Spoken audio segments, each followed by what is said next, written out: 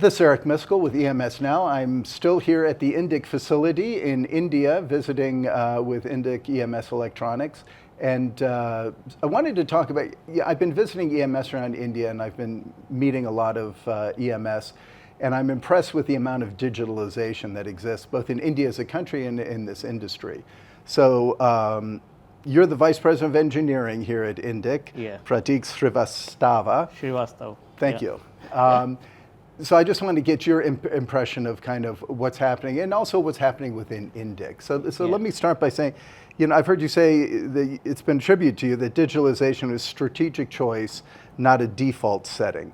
Tell me, what's your thinking behind that comment and that statement? Explain what that means.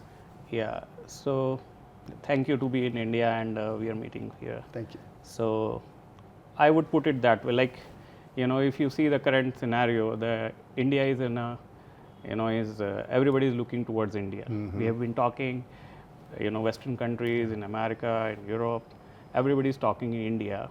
Where is India going? Mm-hmm. And India matters to the world.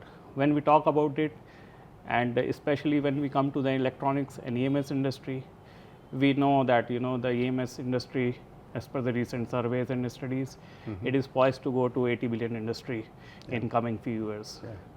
So when we see that, we want to know where is Indic, what Indic needs to be doing to be part of that growth engine. Mm-hmm. So when we sit around and mind that Indic is a company which is run by techies, mm-hmm. right? So if we don't involve technology into this, then we'll be falling apart. Yeah. So what we do is, for that you need to be a financially robust company too, mm-hmm. which we are. And if you see Indic being in a tier 2 level, we need to do a lot of investment onto building the right processes, building the right automation tools, if we have to have a steady growth. If we look around the countries which are, who have been into a EMS space or electronic mm-hmm. manufacturing from decades, like Malaysia, you can say Thailand, all those areas where you see they have gone for automation. They have gone for digitalization. Yeah. They are working with data. If we see our normal life, everything is based on data. People have, the smartwatches, smartphones, mm-hmm. where we are capturing our health statistics. Mm-hmm. Then why not we have the, the digitalization in the manufacturing, where we can capture the data, we can analyze it, we can make the right decisions. Mm-hmm. So that is where the strategy works.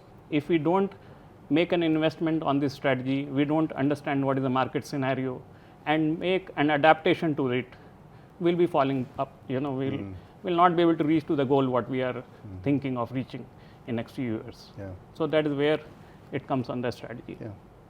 Okay. No, I appreciate that. Thank you, because it's a good statement, and I think you explained that well. So tell me, it's good to see that Indic is kind of a front runner in smart manufacturing, right? Yeah. And so how do you and your team maintain the momentum, because this isn't right.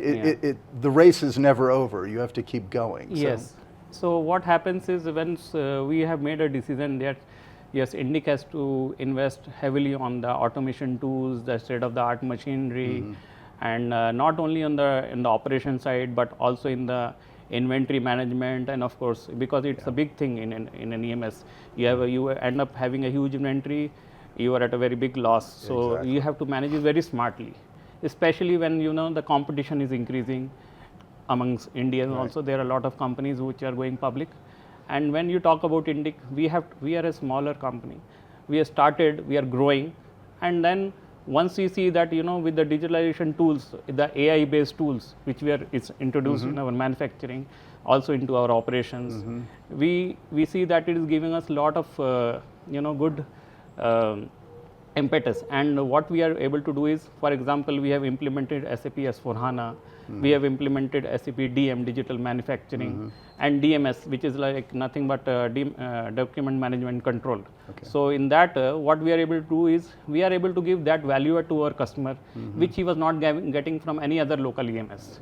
So if we have to compete at the world level, when we are to serve the global customers, we have to have all those things in place. Mm-hmm. That is where we are now churning on the market. And by doing it, it's not an easy task. What we have to do is, we have to keep not only invest on the the tools or the IoT based devices, but also on the manpower.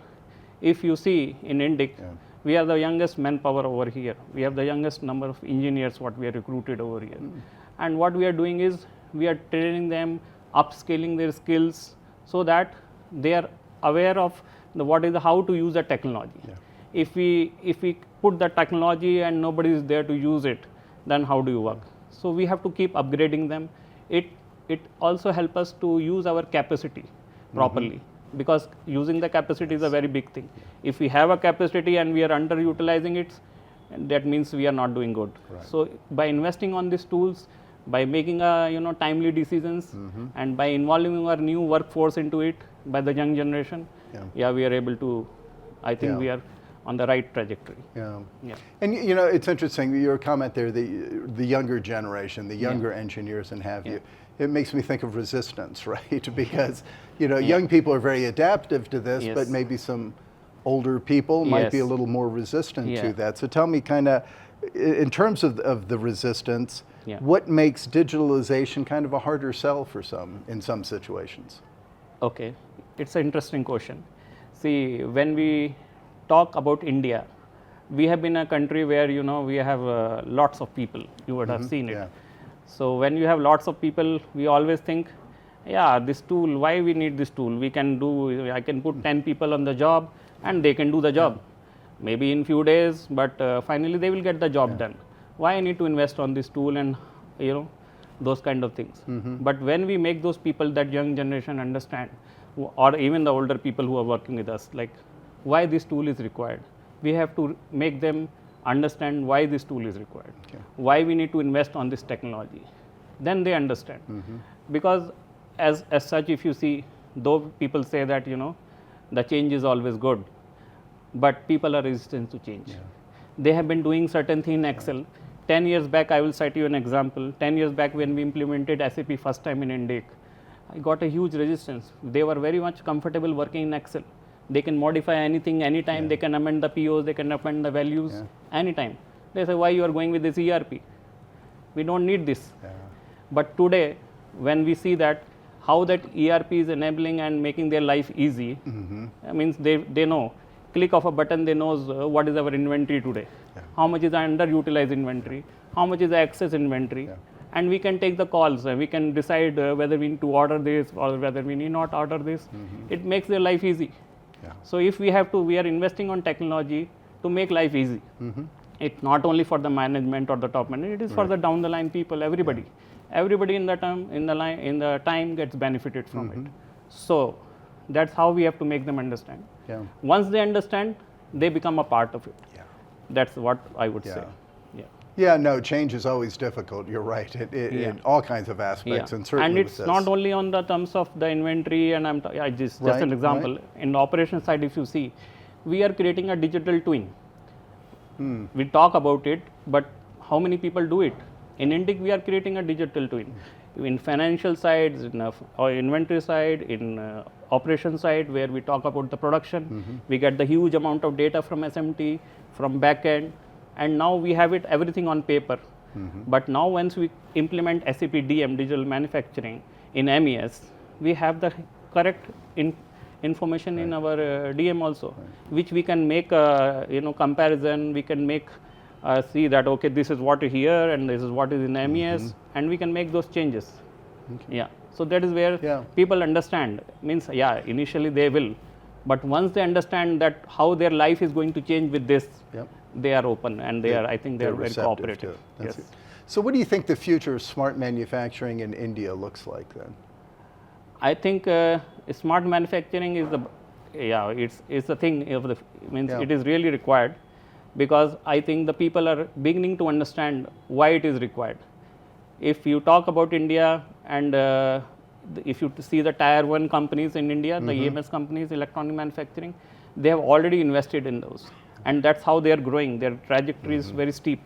But if a tier 2 companies have to follow that same path, they have to become tier 1, they have to invest in the technology. Once they invest in the technology and they are able to take timely decisions on inventories, on machineries, on manpower, on their productivity, capacity utilization, and that is the thing we have to adapt.